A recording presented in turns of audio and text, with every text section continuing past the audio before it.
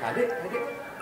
Hey, ingat ya, dan jangan lupa untuk subscribe official GTV, like, comment, and share ke teman-teman kamu. Oke, happy watching!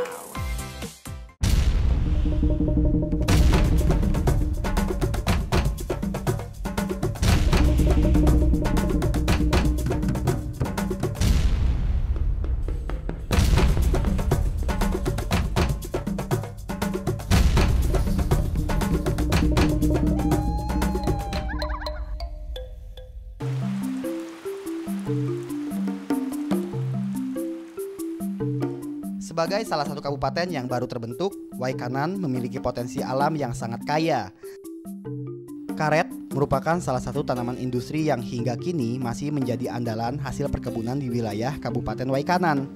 Oleh karena itu, jika kita masuk ke kawasan ibu kota kabupaten, tak heran jika di kanan kiri jalan utama masih terdapat hutan karet. Mas, Ya.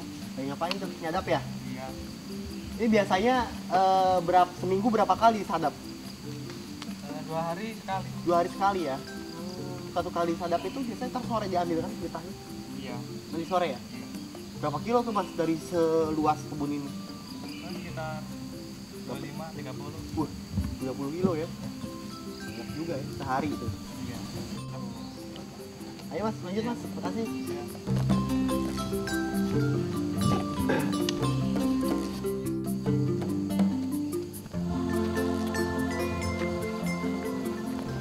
Di samping hasil hutan, perkebunan, dan pertanian, satu lagi kekayaan alam yang belum banyak diketahui, yaitu lapisan bagian bawah tanah di kabupaten yang baru berdiri 9 tahun yang lalu ini mengandung lapisan logam mulia dan bebatuan cantik yang memiliki nilai jual sangat tinggi. Nah, sekarang Panji sedang ada di sebuah kali kecil yang memang di sekitar sini itu menjadi lokasi penambangan emas.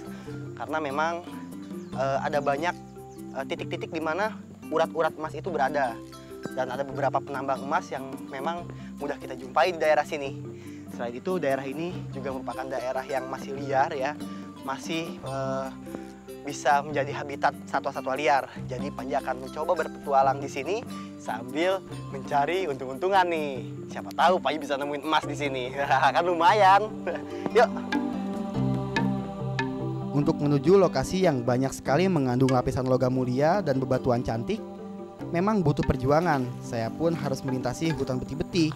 Di sini kondisi hutannya memang masih bagus karena jarang sekali didatangi orang, kecuali para penambang tradisional dan pencari batu. Dan itu pun tidak setiap hari mereka datang. Wah, lagi ngapain nih Pak? Dari cari emas ini. Cari Iya. emas? Iya. Ini dia apa ini namanya nih? Ini di dulang ini. Ya itu kok hitam-hitam itu aja Pak. Emasnya mana Pak? Ini yang hitam ini pasir hitamnya, tapi kalau yang emasnya dalamnya, bawahnya emasnya. Caranya awal prosesnya gimana Pak?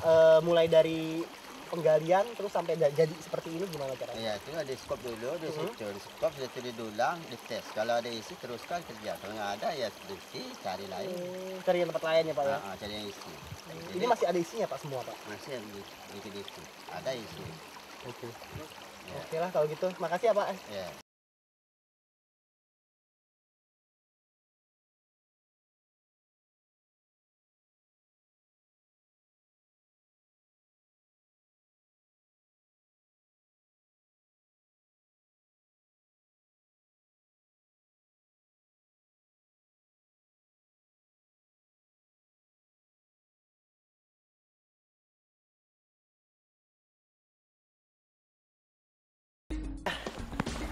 Ada seekor satwa endemik nih yang berhasil kita temuin di sini.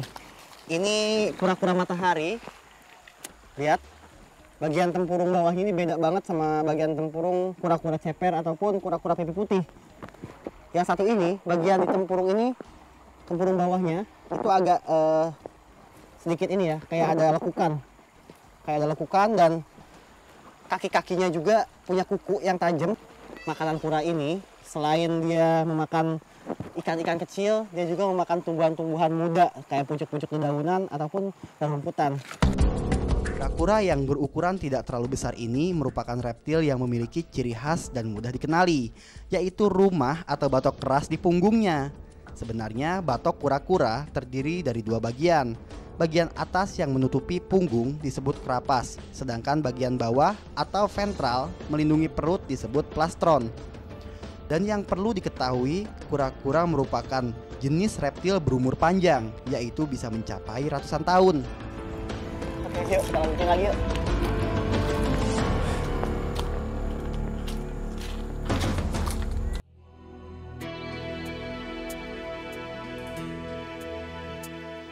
Berjalan menyusuri sungai yang mengalir membelah hutan beti-beti membuat saya semakin penasaran untuk menjelajah lebih dalam.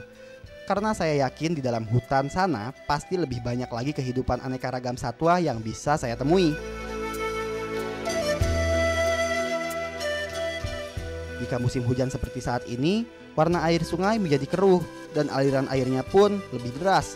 Namun bagi para penambang emas tradisional dan para pemburu batu, hal ini merupakan berkah karena bebatuan dan kandungan logam mulia yang lebih banyak berada di daerah hulu sungai biasanya ikut terbawa arus hingga ke dalam kawasan hutan beti-beti ini.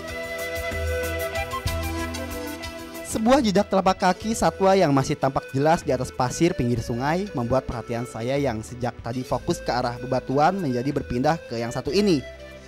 Ya, rupanya saya masih belum bisa menahan hasrat dan rasa penasaran terhadap satwa. Lihat ini ada jejak bekas cakar-cakaran gitu. Ini nggak salah lagi jejak seekor reptil yaitu biawak, dan jejak ini mengarah ke arah sana. Dilihat dari jejaknya, ini adalah biawak yang ukurannya lumayan besar, mungkin panjang sekitar 1 meter, dan ini merupakan biawak dewasa. Ayo kita ikuti jejaknya yuk. Jejak kaki biawak ini rupanya mengarah ke semak-semak. Biasanya di pinggir sungai seperti ini, biawak berburu makanan seperti ikan dan reptil dan bangkai ayam hutan yang hanyut terbawa arus sungai. Biawak termasuk jenis reptil yang memiliki daya tahan lebih dibanding reptil lain. Kecepatan larinya pun bisa mencapai 20 km per jam.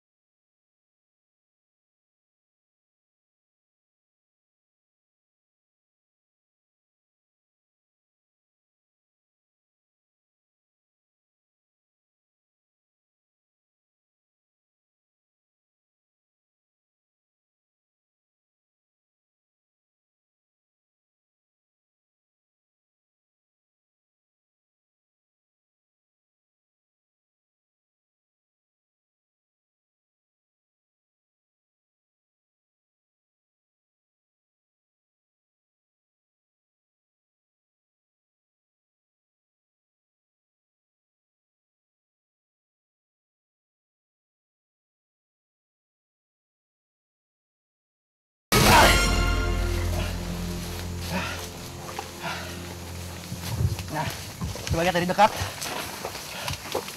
Kalau kita lihat detailnya ya, warna biawak ini nggak jauh beda sama warna biawak yang ada di Jawa, di Pulau Jawa ataupun di Nusa Tenggara. Lihat ini, Dia juga memiliki rahang yang kuat dan gigi aglipa. Sama seperti ular piton. Lihat, giginya ada mungkin sekitar 100 sampai 150 gigi di dalam rahang ini. Dan perbedaan dengan rahang ular yaitu hanya antara tulang bagian rahang atas dan rahang bawah itu nggak bisa terpisah. Sedangkan ular tuh bisa.